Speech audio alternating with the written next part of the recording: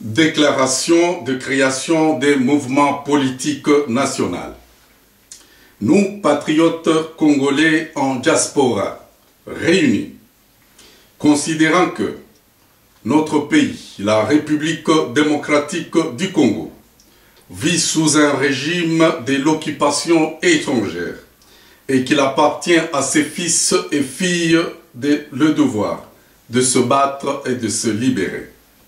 Considérant que l'Alliance de Paris du 14 juin 2012 n'a pas produit des résultats escomptés par notre peuple, considérant que la République démocratique du Congo a réellement besoin d'une nouvelle classe politique dynamique en vue de mettre fin aux velléités des rapaces. Attendu qu'il échoue à toute diaspora la responsabilité traditionnelle et historique de libérer son pays de ses origines. Attendu que le sang des martyrs crie quotidiennement pour interpeller notre devoir patriotique. Attendu que nous sommes obligés de nous battre pour échapper à la violente invective des générations futures. Prenant conscience des enjeux politiques internationaux et vu l'urgence de secourir des êtres faibles, à savoir les femmes, les enfants, ainsi que les personnes vivant avec handicap, avons décidé ce jour de créer un mouvement politique national dénommé Front pour la défense des intérêts du peuple, FDIP en sigle. Sa vision est la révolution populaire. Son objectif est de chasser le règne de l'imposture en République démocratique du Congo, fait à Stockholm en diaspora, le 27 juillet 2012. Voilà, chers compatriotes, la nouvelle promise, la révolution populaire au pays, qui est considérée comme étant notre unique moyen pour changer notre destin. Cette révolution devrait naturellement commencer à partir de la diaspora. Voilà pourquoi tozo sala makambo ezali pour tout changer destin na biso, tout changer avenir na biso. Avenir na biso et kumiko beba. Avenir na biso ici est baby. Yabana na biso to boy et beba. Voilà pourquoi biso ba compatriotes to se réunir awana poto pour que to sala eloko moko oyo tozo benga révolution populaire. Révolution wana et bandi sikoyo. To moni que la situation politique dans notre pays depuis ba sanzana ba sanza bato ba situation ezo changé te. Makambo sikoyo mboka babandi ko bema yango e bandi ko kete. Alors à ce moment-là to moni que ezandenge wana te. Voilà pourquoi nous avons pris en main cette responsabilité afin que nous puissions changer des choses, changer la vie de nos compatriotes et la vie de nous tous et de notre progéniture. Toboyi que bana na biso, babanda koloba, mais batan wana bato batanga ki bazalaki te. Bato ya maele bazalaki te. Comment expliquer que bato bazalaki ceux qui 60 millions basimbi bango mutumoko kaka azui bango il les a pris en otage. Nde wana tomoni que ce n'est pas de cette manière-là. Zambe akabeli mutu na mutu mayele pour que mutu na mutu aya na mayele naye bati ensemble basala mboka ikende liboso. Ce n'est pas que on doit être pris en otage par quelques individus qui se targuent d'avoir une onction spéciale pour diriger les autres. Ce n'est pas de cette manière-là. Donc voilà ce qui nous a appelé à changer les choses. Donc, ndenge nini tokomi na niveau oyo to parvenir ko salango parce que bino moko bomoni makasi to sali pour que nous puissions donner une certaine contribution ko diriger parce que mboka eza biso nyonso. Nous devions donner des idées pour que mboka ikende. Mais à un certain moment, les choses n'ont pas marché. Total, par exemple, les accords, il y a le 14 juin 2012. Accord wana, tango basali accord wana, ça a suscité l'espoir. L'espoir de tout notre peuple. Mais à un certain moment, tu comprends que ce n'est pas de cette manière-là. Un mois eleki. Tango un mois eleki, et l'autre, mon côté Toyoki basali.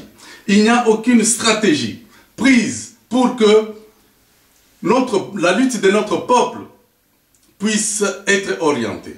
Tout le monde est là comme mon côté, on est que ça là que Toana ou Bazana Kishasa kuna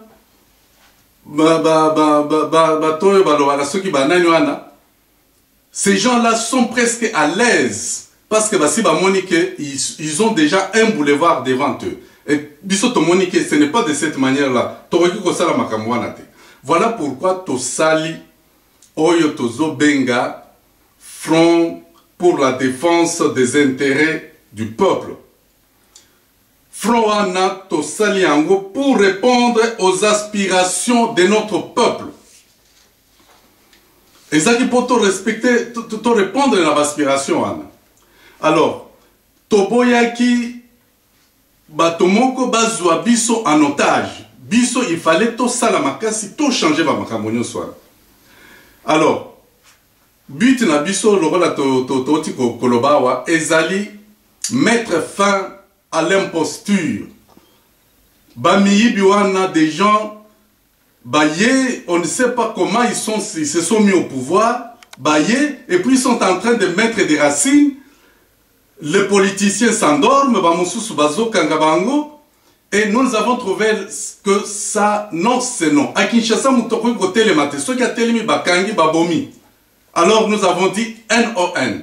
Alors, Biso Awana Poto, voilà pourquoi nous avons dit que Biso et Sengeli Tolamuka. Parce que Bandebona Biso Yobazana Mboka, calme Oyo Bazo affiché, on dirait que ils sont en connivence, une connivence sournoise avec des imposteurs à la tête du pays. Donc, biso awana diaspora, tosali kaka oyo bato nyonso ya mokili basalaka. Bato ya mokili nyonso basalaka nini? Bato mokili basalaka ke diaspora na bango, bato oyo bakei, bato oyo babima mboka, nde bato oyo bazongaka, bapesa mayele po makambo nyonso etambola malamu. Donc c'est de cette manière oyo biso pe tosali. Il ne faudrait pas bato bavanda koloba que non, ces gens-là, mais est-ce que vous n'aviez pas des gens qui avaient quand même qui étaient à l'extérieur du pays? Alors vous voyez maintenant que nous risquons d'avoir une responsabilité historique. Il y a d'être jugé, ne pas avoir une mémoire positive pour notre progéniture. C'est de cette manière-là que Tolobik NON. Alors, Tosalibon, il y a des partis politiques traditionnels. Tombonique non, ceux qui toquent pour na baïdé ya sika, parce que baïdé oyezoya izali baïdé ya sika, na bato ya sika. Baïdé wana, il faut qu'on tienne dans une outre neuve. Ogoki kosala na outre ya kalate. Parce que 20 wana ezoyande na makasi. Bato ya sika, la nouvelle classe vous arrive avec force, avec comme vision la révolution populaire au pays. Alors, biso, tango tosali FDIP, ezali pona ko condamner notre peuple. Peuple na biso ezokufa na nzala. Muntu azotalate, bazo boma bango na massage, muntu azotalate. Bazo kabola mboka, muntu azotala azate. Et ces gens-là sont en train comme ça de s'enraciner, et nous avons trouvé que non, ce n'est pas possible. Ce n'est pas possible. Nous, on ne peut pas accepter de telles choses. Alors, si nous voulons changer des choses, si nous voulons réussir, il faut bouger. Ceux qui ont fait des gens, même ceux qui ont sambela du matin au soir, ils ont sambela au fandi ganandako. Ce n'est pas de cette manière. Au sambeli bien l'amour qui au tamboli. Maintenant qu'est-ce qui se passe? Bato bazo sambela makasi na Kinshasa. si bien sûr il prie, bazo semble la makasi. Mais il faut battre les mains. Il faut qu'il y ait des gens qui se mettent debout pour aller vaincre Goliath. Ce n'est pas que vous priez, vous restez là. Ce n'est pas de cette manière. Voilà pourquoi nous nous avons dit, ce n'est pas de cette manière-là qu'on doit libérer notre peuple. On libère le peuple par le mouvement. On libère le peuple par le changement des idées. Bah, idées nouvelles, tant que zoya, makambo nyonso ezo changé. Ce n'est pas que vous faites na makambo ya kalakalawana de makambo etambola. Ce n'est pas de cette manière-là. Alors, le peuple, bato nyonso dans le monde, le peuple qui veut changer son histoire, il doit bouger. Ceux qui peuplent ozo bouger donc aux amutia kokufa. Il n'y a que bato ba kufinde ba boujakate. Mais ceux qui battent ici comme Mutwazali, il faut bouger. Aux ananzali, il faut bouger. Vous ne pouvez pas rester comme ça, amnésié. Ce n'est pas de cette manière. Il faut bouger. Il faut dire que non, ça c'est non. On ne peut pas continuer comme ça. On ne peut pas continuer à dormir affamé. On ne peut pas manquer de tout. C'est impossible. Et puis, ils ne pensent même pas à ça. Mais, tout ça, et vous, vous êtes là, vous souffrez, vous ne savez même pas si vous êtes né dans ce pays-là. Nous, Bissotolobi, non. Voilà pourquoi, patriotes, compatriotes, balamouki. Alors, compatriotes et zalinini.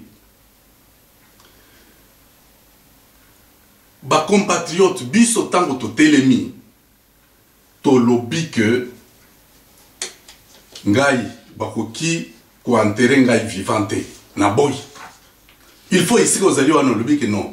Bakondaka mutu azana bon moité mais bino dans ce pays là balingi ba enterrer bino vivant. Et vous êtes enterrés vivants parce que vous kufa na nzala, vous kufa na masasi, vous mourrez de tout dans ce pays là. Alors il faut commencer par dire non. Mutuna Mutu à se mettre en tête à Boya d'être enterré vivant. Tout à l'exemple, il y a l'Américain. L'Américain, comme la reine d'Angleterre, on a dit que non, biso makamonyo, so salara Boya, non, il faut repérer ça. Reine, on salara Boya, non. Biso toke na aventure na biso. Bakendeki. Maintenant, parce qu'il y a une vision. Aujourd'hui, l'Amérique a répondu à la vision de ses pères de l'indépendance. Washington, donc des gens comme ça, ce n'étaient pas des riches. Ce sont des gens qui sont allés à l'aventure, ils se sont dit non, écoutez, Toyokana, Totongambo Anabiso. Mais notre problème est que nous avons des imposteurs. Voilà pourquoi Tokoki Kosala Bango Alliance à mon côté. Nous ne pouvons pas nous mettre sur la même table. Il y a négociation à Batouane. Ils doivent d'abord quitter, degré ou de force. Tant que nous allons rester, nous allons avoir notre vision que nous allons réaliser. C'est de cette manière-là. Nous avons le peuple français, nous avons le peuple allemand. Un effort pour que voilà pourquoi nous devons agir. Ceux qui vont agir, ceux qui vont agir, donc c'est de cette manière-là. Il faudrait que si nous voulons avoir les saluts, notre salut c'est dans l'action. Notre salut c'est dans l'effort. Ceux qui ont fait des raboyés, Boutou et Inti Tongo et Tani, ce n'est pas de cette manière-là qu'on peut libérer un pays. Donc, biso wana toboyi. Biso tozaba vrai patriote. Ba vrai patriote ndeko lobani. Vrai patriote yazali mutoyo, yazali kaka ofandi, ozoba ko dénoncer. Ah, omoni babomaki, omoni babomi mututel, omoni ke bakaske bleu, omoni ke baza ba complice, bastosi toyebi, tolembi, ba photo pe tomoni, tolembi ba photo wa. Comment ça là qu'on dénoncer? Non, pour le moment c'est dénoncer et on est sur terrain. Makambo nyonso sikoyo pas politique ya kalakaka ya ko dénoncer tolembi. tomoni ba photo, tomoni position ya multinationale, toyebi tout ce qui veut dans ce pays. Donc tout changer situation. La situation actuelle, ce n'est plus Fandakaka au dénoncer, au Fandinayo, aux autres dénoncer, Batopé Bazo Koufa. Bon, non, ce n'est pas de cette manière-là. Tout changer situation. C'est de cette manière-là. Le peuple a besoin de manger. Ceux qui même yo kota kanamayi, mais il faut à un certain moment obimi na mayi, obimi na bambisi. Mais aux autres na mayi, bambisi ezate, population ils ont kufa kaka ko dénoncer. Non, makambwana ici quand même. Petit patriote ya sika azaline. Biso tokozala bato ya terrain. Les actions doivent se faire sur terrain.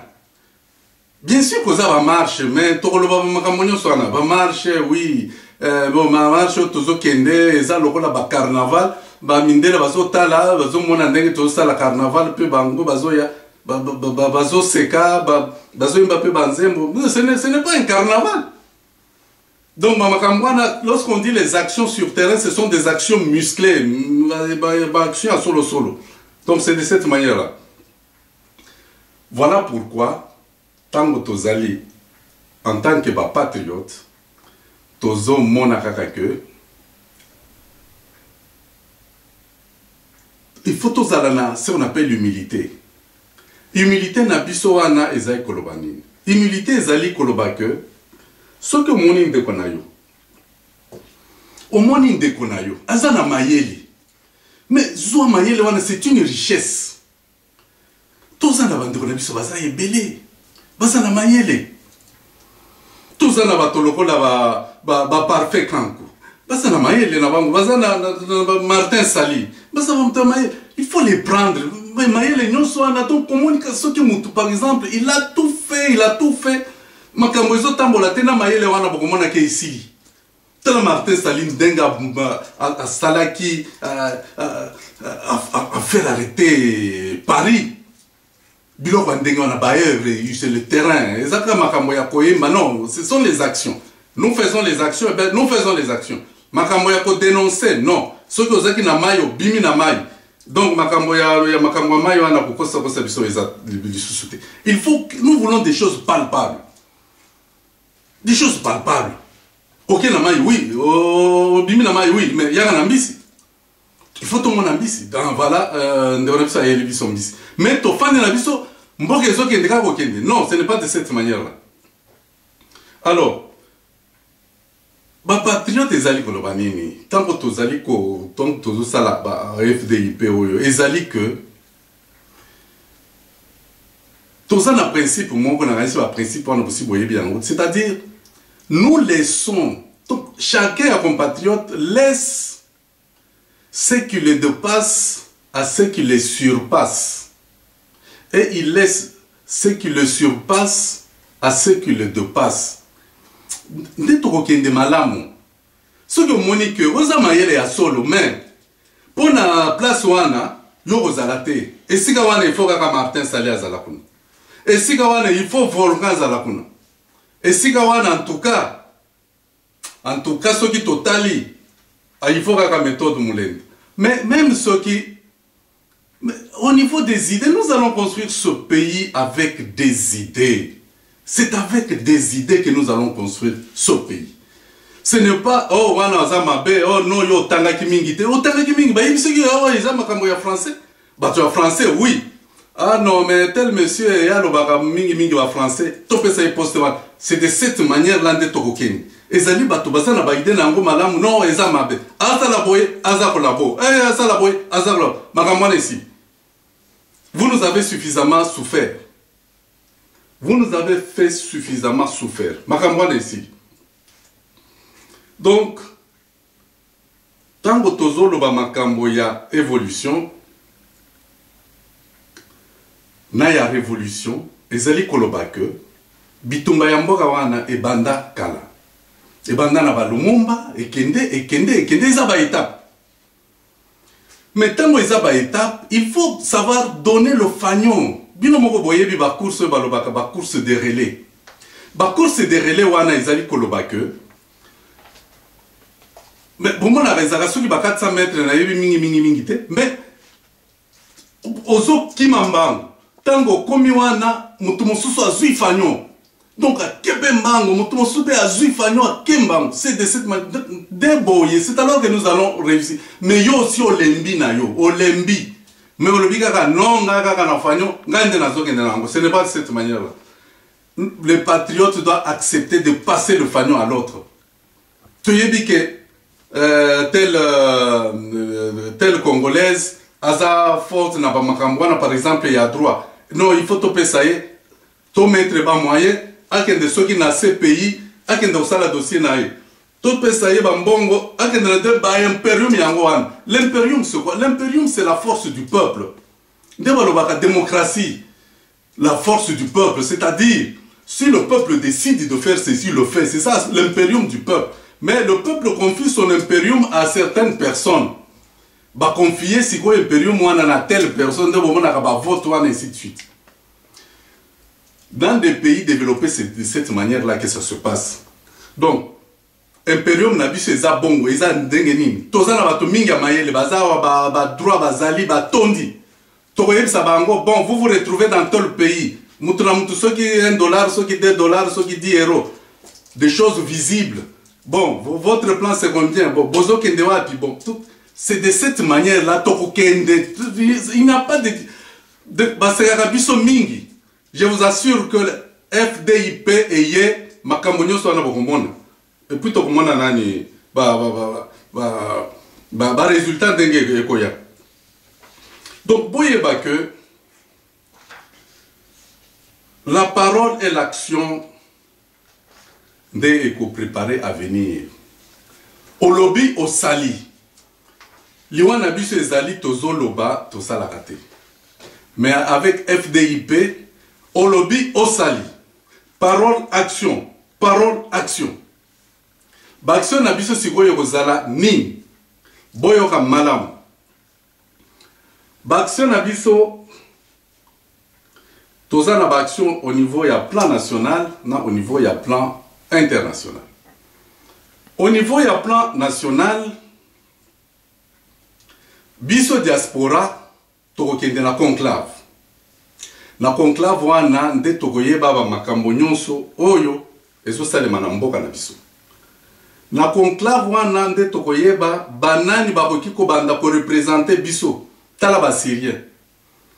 Tango ba tala ndenge bayambi bango na France wana donc kimia donc makambo nyonso eza makambo même ya ba tapage te. Eza soki 50 personnes ou 20 personnes babengani tout ça baké kuna ba recevoir bango biloko ezotambola. C'est de cette manière to banda ko sala.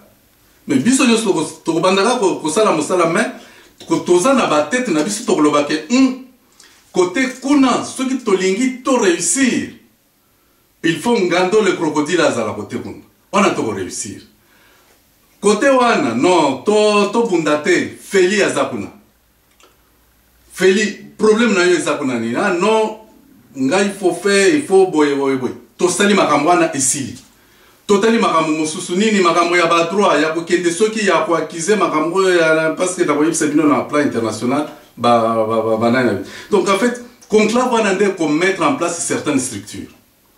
Toko ko za na parlement na biso. Toko ko za na banani na bato tozo tinda ba responsable na biso ba ko banda ko représenter biso to yi ko zala na commission ya ba recensement donc biso to lo baka ke no soki diaspora ke na mboka sala ka examen yo moko esika ozali wana soki ba pesi yo kaka ministère ya transport lelo ozali na kin wana monsieur tel X. Et si vous allez voir, nous avons ministre de transport. C'est de cette manière, nous devons nous préparer. C'est là que je vous fais voir que au niveau national, nous avons au moins 4 activités. Il y a les bosso et les conclave. Conclave, après conclave, il faut toyeba nombre biso dans la diaspora, toza boni. Parce que Tolobagara, Toza 7 000, 10 millions, je ne sais pas, des chiffres, on invente n'importe quoi. Il faut un recensement. Tant que tu as le recensement, tu as délivré carte, ce qu'on appelle la carte sécurisée. La carte sécurisée, parce que carte Yamboka, la génération, ça sera difficile. Bango que ils ont des origines congolaises. D'ailleurs, Bango Moko même pour le moment, Balinga quand même congolais. Mais il faut quand même une carte, qu'il y ait quand même quelque part, qu'il y a des archives. Il faut qu'il y ait des archives. Toza na ndekona biso na ni check fit abanda qui déjà la recensement na kanisi à continuer parce que nous devons connaître Toza boni bon na bato bazo fanda wapi nini. Donc FDP aye to sala ba makamwana. Et puis, comme je vous l'ai dit, activité, il faut qu'on forme élite. Qu'on forme élite. Tala nani na François. Hollande a eu pouvoir avant midi, après midi, na habité déjà sur terrain, bazo zelaye en Allemagne, makambo tout, donc, ministre, bazo sala, remise reprise, donc c'est directement, on dirait que c'est une machine là qui ne fait que tourner. Mais à il faut que le ministre conférence. Non, il y a formation. Au moins, il y a ça. Donc, c'est que tu y a ça là, makambo. Tu comme dans le monde informatique. Il faut qu'il y ait informatique. S'il y a quelqu'un qui vous dépasse, regardez quel nom, mon frère. Quand tu as les cas, nous avons ce qu'on appelle une assurance. C'est-à-dire, même si les lois chef de l'État, non, on sûr que non, il y a ça donc ceux qui sont chef de l'État, moi je suis, il n'y a même pas moyen à bouger, parce enfin, il n'y a même pas moyen à non, parce que vous bien que là où il est là, il nous protège. Président, ministre, mais il faudrait quand même que les gens qui sont là devant, que ces gens-là nous représentent valablement. Pourquoi tu as le FDIP? C'est parce que tout le monde est basate, et puis ça ne marche pas. Alors, sur le plan international, FDIP toko ouvrir ce qu'on appelle le front diplomatique. Il faut bateau bazo sala banis bazo musala na bango ezali kaka ozali soit na département d'état ozali soit na makambo salami soit na Afrique. Nous sommes incapables de mener diplomatie. Il y a ça par exemple le président par exemple guinéen, il est en notre faveur, mais qui l'a rencontré. Et c'est lui qui va le rencontrer, va le rencontrer au nom de qui? Il faut qu'il soit mandaté. Il faut que ces journalistes aillent bien. Donc il faut il faut tout ça la diplomatie à l'Union africaine. On a pris, le boulevard est ouvert, les lobazos tiennent la force nationale, c'est une force, il y a un bon Vous savez, c'est lui qui va financer. C'est l'Angleterre qui va financer ça. Par Kabila. Donc, on a évité ceux qui ont récupéré en gros. Nous sommes partis, on a évité. Bon, ils ont mais nous avons évité. Alors, après ma diplomatie internationale, deuxième activité au plan international, tu as activé les mécanismes du droit international. Mobutu abomaki ceux qui va étudier à Lubumbashi, ceux qui a solo, ceux qui a Lokuta, ceux qui a Nini Makamoni, César Ndengwan. Bamidele bango pe balinga qui était. Donc vérité peut te éviter. Makamwana ezaki moto. Babomi ba nani ba chrétien. Makamwana ezaki moto. On a vu que c'est. Mais il faut que Kamindela décide mais biso moko to ko salate. Est-ce que nakati na biso bato mayele ya kokende kuna na soki na TPI tribunal pénal international bazate. Mais si nous mettons des moyens à ces gens-là, mais ils vont le faire parce qu'ils sont là. Ce n'est pas moi parce que je ne suis pas fort dans le droit. Ce n'est pas mon fort. Donc,